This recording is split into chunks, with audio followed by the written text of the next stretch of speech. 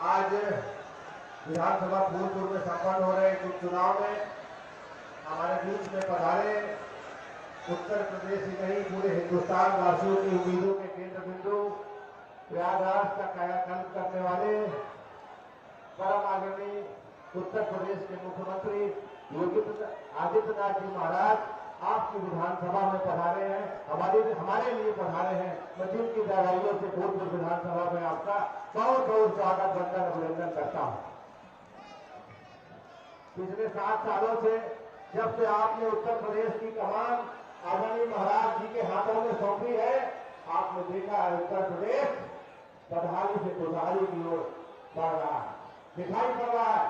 जो गुंडे माफिया अपराधी जो सत्ता के भागीदार हुआ करते थे, जो समाजवादी पार्टी में विधायक और सांसद हुआ करते थे, उनको अपनी जगह पहुंचाने का काम आदरणीय योगी महाराज जी ने किया, जो आपके सामने।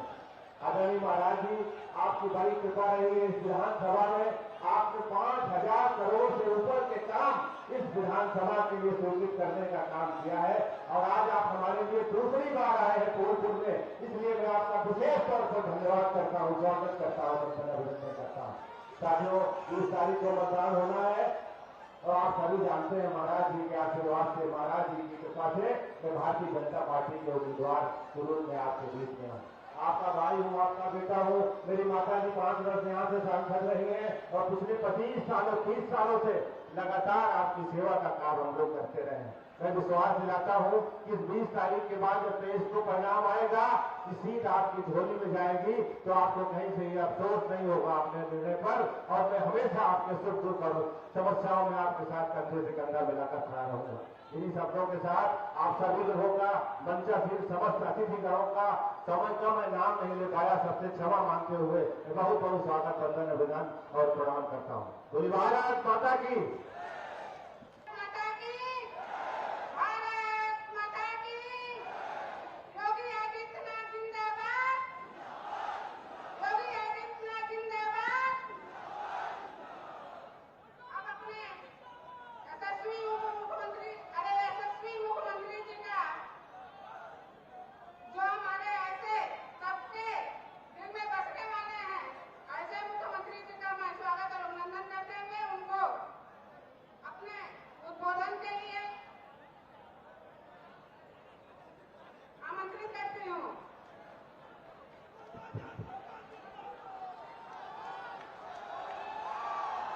भारत माता की, भारत माता की, भारत माता की, गंगे मैया की, गंगे मैया की, यमुना मैया की, यमुना मैया की, शीतला माता की, शीतला माता की, बेड़ी माधव भगवान की, बेड़ी माधव भगवान की, प्रयागराज भगवान की।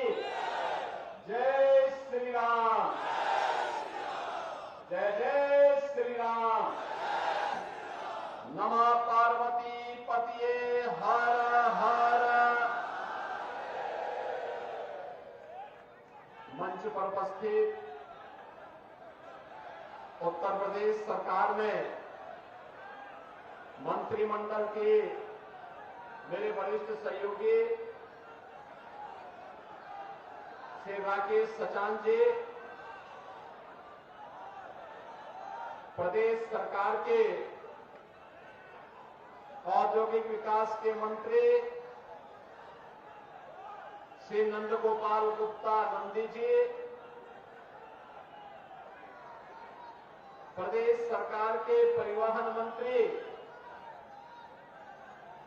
श्री दयाशंकर सिंह जी, प्रदेश सरकार के युवा और खेल कल्याण खेल विभाग के मंत्री श्री गिरीश चंद्र यादव जी,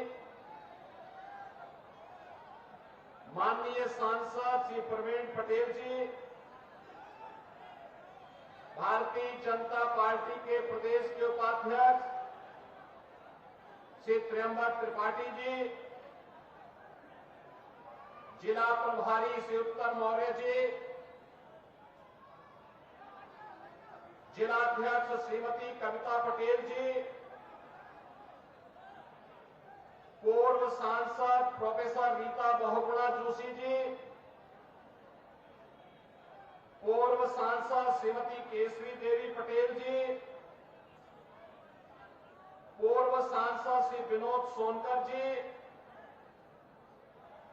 हमारे माननीय विधायकगण श्री गुरुप्रसाद मौर्य जी, विधायक और पूर्व मंत्री श्री सिद्धार्थनाथ सिंह जी, हर्षवर्धन वाजपेयी जी, सुरेंद्र चौधरी जी, केपी श्रीवास्तव जी, वाचस्पति जी, पीयूष रंजन निषाद जी, महापौर गणेश केसरवानी जी, जिला पंचायत अध्यक्ष डॉक्टर वीके सिंह जी, पूर्व विधायक श्री उदयभान करवरिया जी, श्रीमती निर्मला पासवान जी और भारी संख्या में प्रयागराज के फूलपुर में भारतीय जनता पार्टी, अपना दल, निषाद पार्टी और स्वदेव राजभर पार्टी के प्रत्याशी श्री दीपक पटेल को अपना आशीर्वाद प्रदान करने के लिए उपस्थित मेरे सभी बहनों और भाइयों, प्रयागराज की इस पावन धरा को मैं नमन करते हुए आप सभी का अभिवादन करता हूं, आपका अभिनंदन करता हूं। बहनों और भाइयों, मुझे आधे घंटे पहले आना था। कल मैं वाराणसी में देव दीपावली के कार्यक्रम में था। देश के महामहिम उपराष्ट्रपति जी आज वहां पर उपस्थित थे। देवताओं की दीपावली हमारी काशी में कैसे होती है, दुनिया ने देखा और लाखों की संख्या में देश और दुनिया के श्रद्धालुजन, पर्यटक कल काशी में आए थे और मैं प्रयागराज के फूलपुर विधानसभा क्षेत्र में आने के लिए समय पे हम लोग चलते, लेकिन कल रात्रि में एक दुखद घटना झांसी में घटित हुई। झांसी रानी लक्ष्मीबाई मेडिकल कॉलेज में छोटे बच्चों के एक नवजात शिशु का जो वार्ड होता है, जो कम वेट के बच्चे होते हैं, समय के पहले जो बच्चे पैदा हो जाते हैं, जिन बच्चों में गंभीर बीमारी हो जाती है, नवजात शिशु होते हैं, उन बच्चों का जो वार्ड था, उसमें अचानक शॉर्ट सर्किट से आग लगने के कारण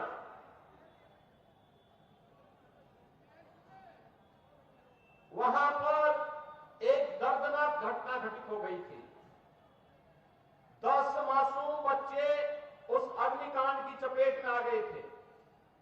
तो उसी की व्यवस्था में वहां पर शेष 54 बच्चों को सुरक्षित निकाला जा सके और उन बच्चों को उपचार की व्यवस्था दी जा सके, इसकी व्यवस्था में देर रात्रि से ही हम लोग लगे थे और रात्रि में ही स्वास्थ्य मंत्री और प्रदेश के डिप्टी सीएम श्री ब्रजेश पाठक जी भी वहां पहुंच गए थे और 10 बच्चों की वहां दुखद मौत हुई है। शेष बच्चे सुरक्षित हैं। वहां पे स्वास्थ्य विभाग की पूरी टीम, मेडिकल कॉलेज की पूरी टीम, प्रशासन और पुलिस प्रशासन की पूरी टीम सभी को सुरक्षित निकालने में सफल रही। लेकिन मेरी संवेदना उन सभी परिजनों के प्रति है जिन्होंने अपने मासूम बच्चों को खोया है और मुझे लगता के इस क्षण में हमारी संवेदना इस प्रकार की दुखद और दुर्भाग्यपूर्ण घटनाओं के प्रति होनी ही चाहिए। बहनों और भाइयों, इसलिए चाहते हुए भी व्यवस्था में लगे होने के कारण समय से मैं आपके बीच में यहां पर नहीं आ पाया। आपने जो उत्साह यहां पर दिखाया है, फूलपुर में फिर से कमल का फूल खिलना है, इसके लिए जो आपका ये संकल्प है, उसी के लिए मैं आपके पास आया हूं कहने के लिए। बहनों और भाइयों,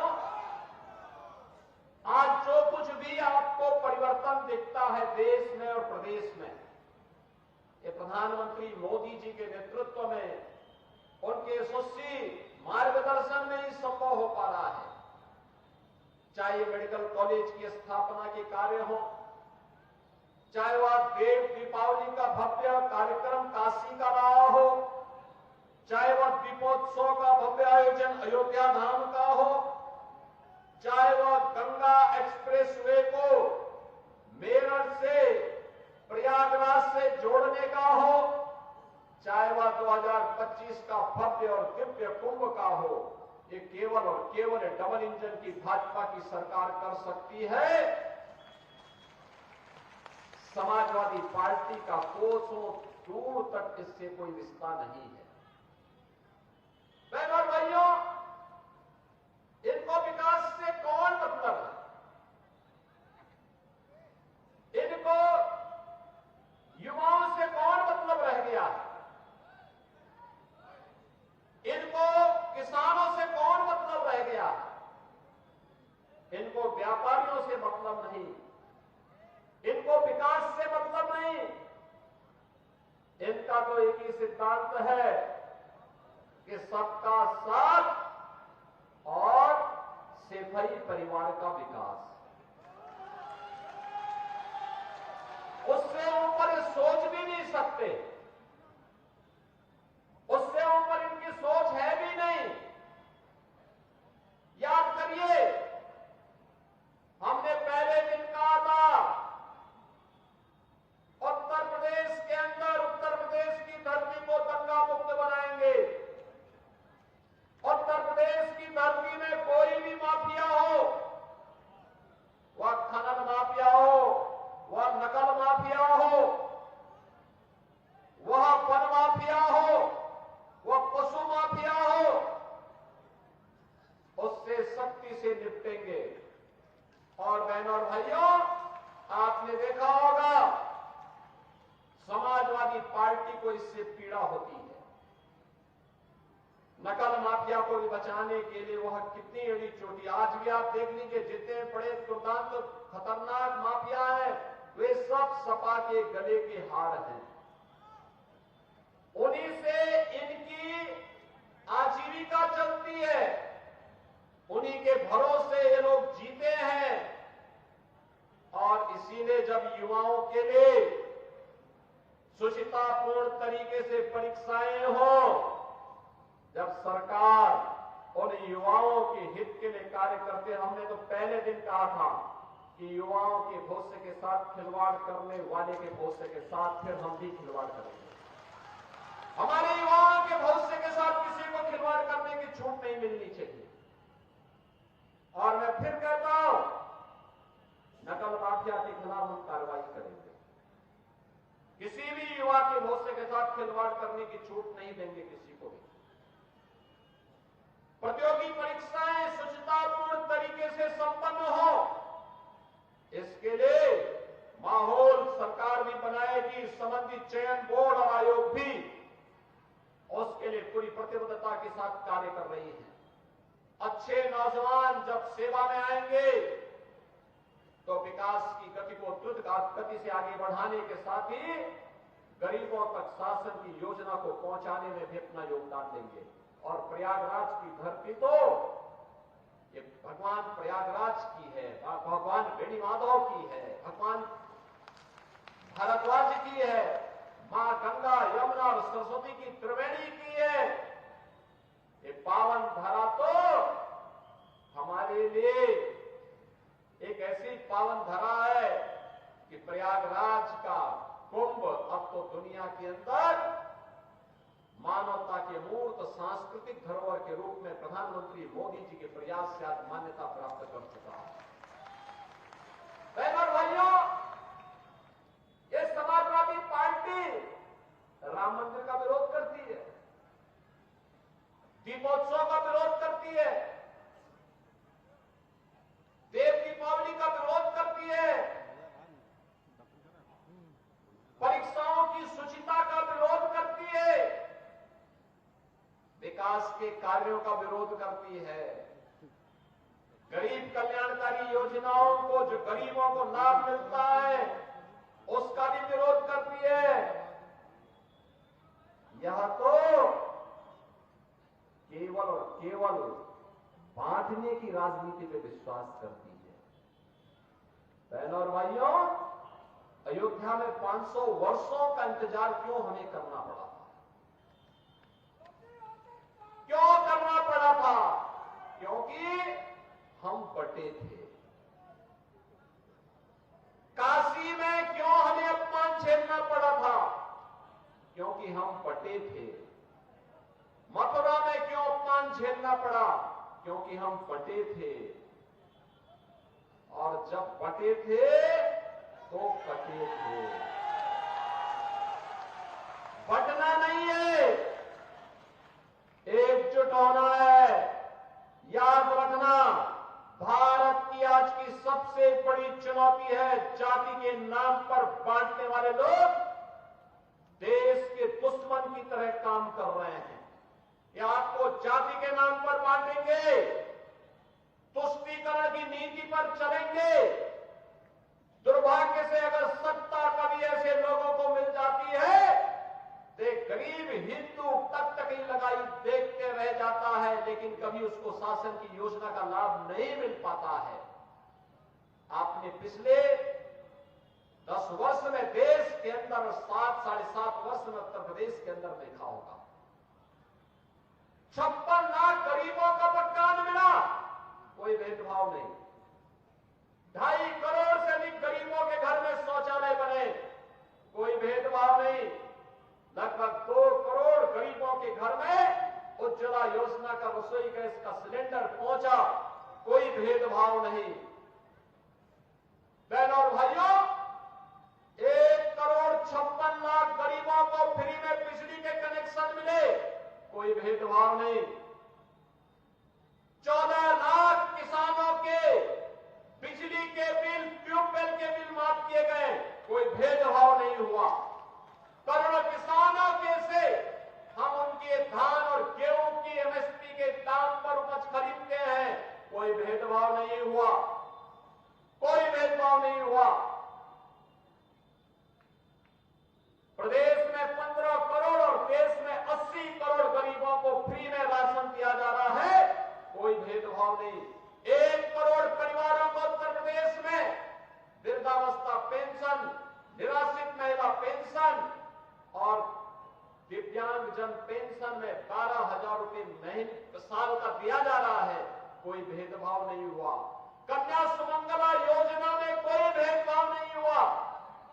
सामूहिक विवाह योजना में कोई भेदभाव किसी बेटी के साथ नहीं हुआ, क्योंकि हमारा तो कहना है कि बेटी सबकी बेटी होती है।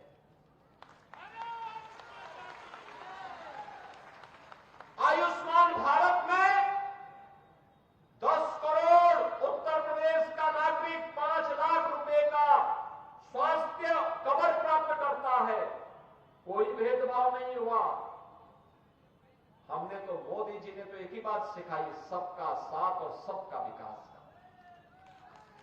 हमने तो सबको जोड़ने का प्रयास किया, लेकिन हमने ये भी कहा विकास सबका, सुरक्षा सबको, लेकिन तुष्टीकरण किसी की नहीं, तुष्टीकरण किसी की नहीं करेंगे। बहनों और भाइयों, ये समाजवादी पार्टी कहां ले जा रही थी देश को, प्रदेश को? इनका गठबंधन कहां देश को ले जा रहा था? हर दिन एक नया घोटाला होता था, हर दिन एक नया घोटाला होता था। विकास से इनको कोई लेना देना नहीं था। ये जो गंगा एक्सप्रेस वे बनने जा रही है, प्रयागराज को जोड़ेगी पश्चिमी उत्तर प्रदेश से। मात्र 6 से 7 घंटे में प्रयागराज से आप मेरठ पहुंच जाएंगे और वहां से 45 मिनट में दिल्ली पहुंच जाएंगे। कितनी बेहतर कनेक्टिविटी हो गई। और इसीलिए बहनों और भाइयों, मैं आप सबसे कहने के लिए आया हूं, ये समाजवादी पार्टी आपको गुमराह करेगी। इनके तमाम ऐसे लोग घूमेंगे, सोशल मीडिया प्लेटफॉर्म में आपस में लड़ाने का कार्य करेंगे। हमें इतिहास से सबक सीखना है और मैं इसीलिए कहने के लिए आया हूं